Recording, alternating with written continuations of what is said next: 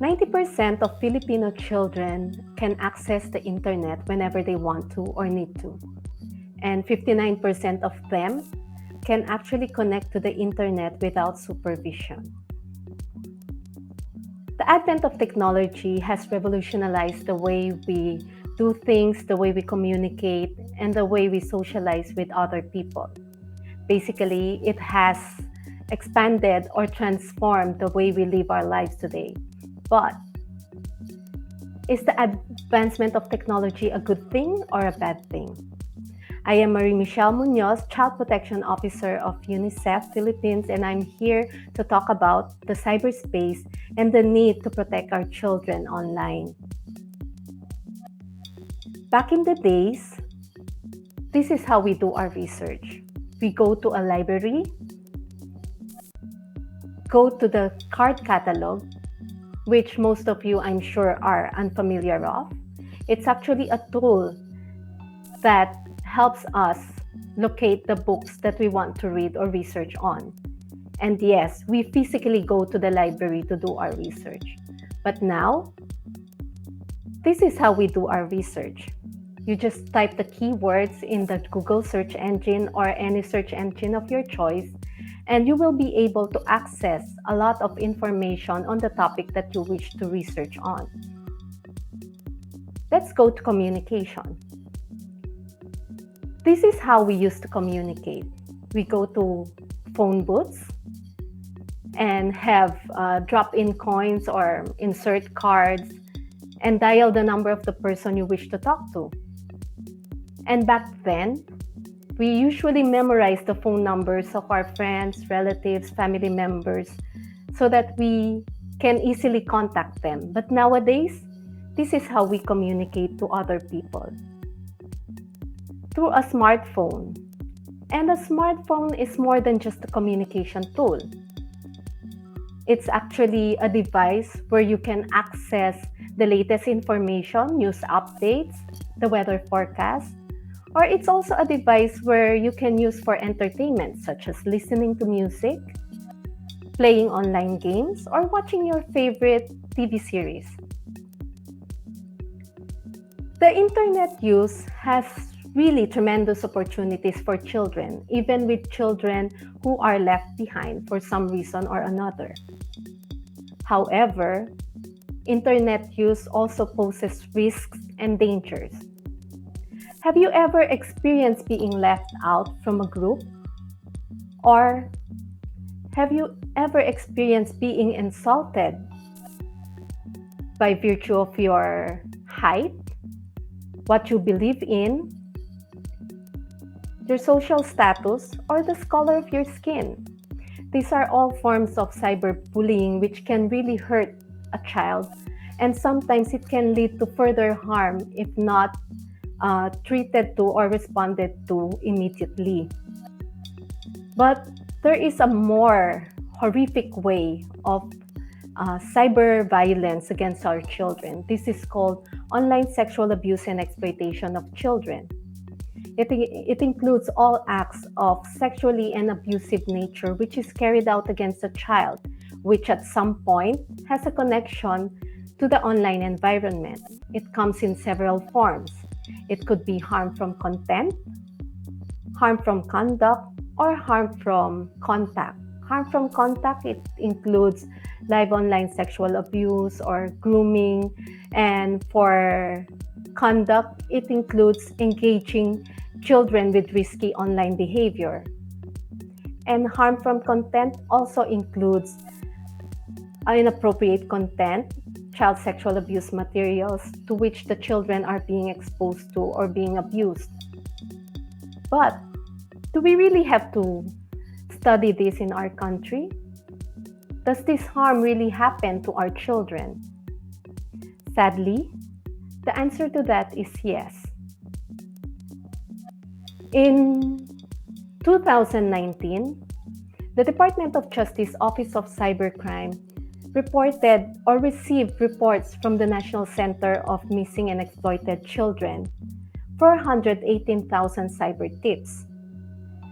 This organization is a US-based organization that has been tasked or mandated by US law to submit reports of child sexual abuse materials that passes through their system.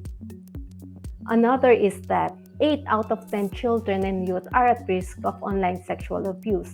This is one of the results that came out from the UNICEF New York headquarters of a study conducted in 2017. And finally, 1 in 2 children is a victim of online violence. This is according to the National Baseline Survey on Violence Against Children, which was conducted by the Council of the Welfare of Children in 2016. Now, let's take a look closely at our current situation. We are under quarantine brought about by the pandemic. And as such, our children are more exposed or they are more into online platform because this is where they study, this is where they play, and this is where they meet their friends. But this is also where the online predators lurk and try to abuse our children. Let us watch this video to learn more about online abuse and exploitation against our children during the time of quarantine.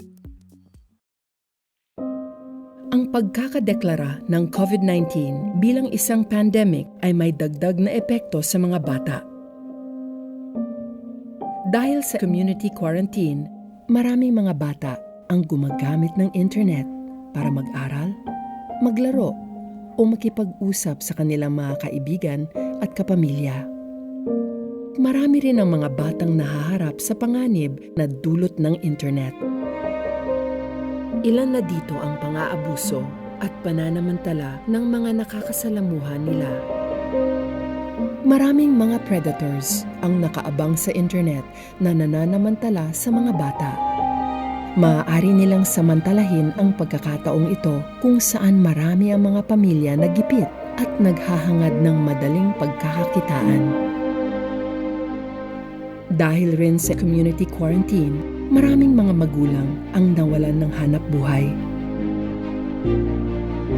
Ang kakulangan ng trabaho ang maaaring magtulak sa mga ito na gamitin ang internet upang kumita sa pamamagitan ng pag-engganyo sa kanilang mga anak na maghubad at mag-perform sa harap ng camera kapalit ng pera.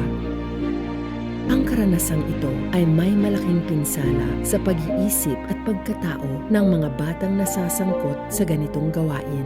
Maaari din itong magdulot ng trauma na madadala nila hanggang pagtanda. Ano ang ating magagawa? Hinihikayat ng UNICEF ang mga magulang na gabayan ng mabuti ang mga gawain ng mga bata online. Huwag hayaang mabili ng pera ang dignidad at pagkatao ng ating mga anak. Kung may mga napapansin kayong kahina-hinalang gawain, maaaring i-report ito sa ating mga hotlines.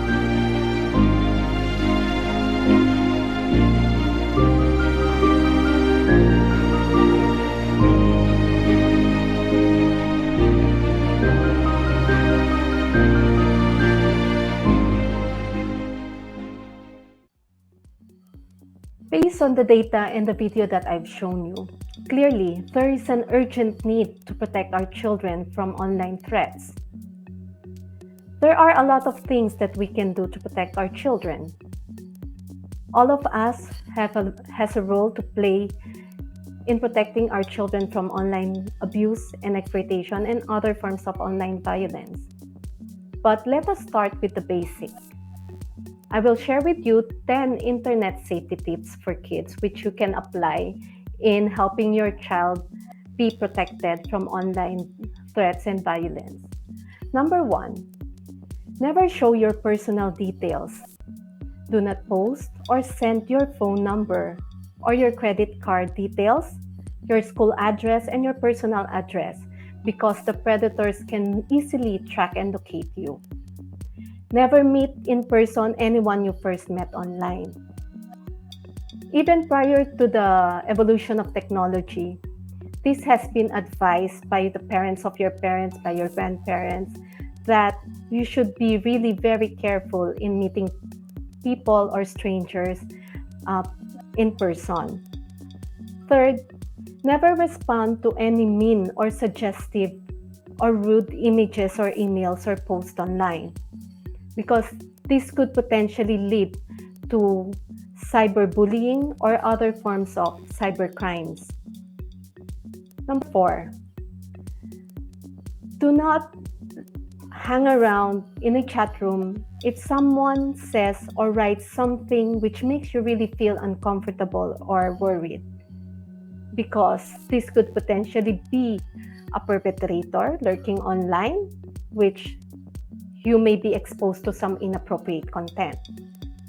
5, do not download and install any software on any of your devices without first checking in with your parents or guardian, because there are some harmful applications that can easily hack your system and compromise your privacy.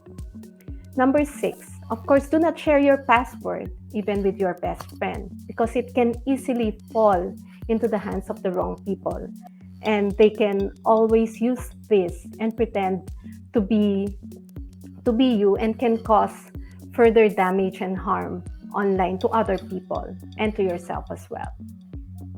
7, always tell your parents if you see any bad language, distasteful pictures, and inappropriate video while you are online, and tell them how you felt about it. You have to have an open communication with your parents about it.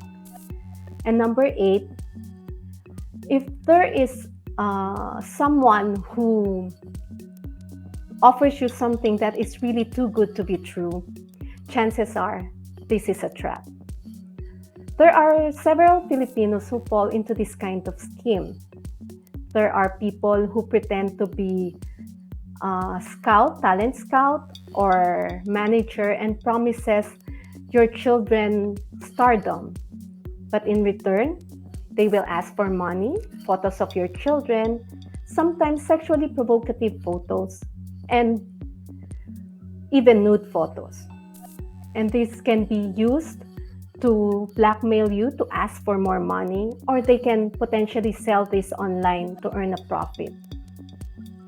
Number 9, use the privacy settings in your social networking sites. If possible, use special characters in creating your password, and do not use your birthday or your name or the names of your parents or family members. Number 10, think carefully before posting pictures or videos online, because chances are this will remain online forever. For more tips and information on how to stay safe online, please visit www.saferkids.ph.org. And I would like to share my goal and aspiration for the children before I end my talk. I hope that in the near future, all the children will enjoy the full benefits of the internet, free from harm and danger. On that note, I end my talk. Thank you very much for listening, and magandang hapon po sa ating lahat.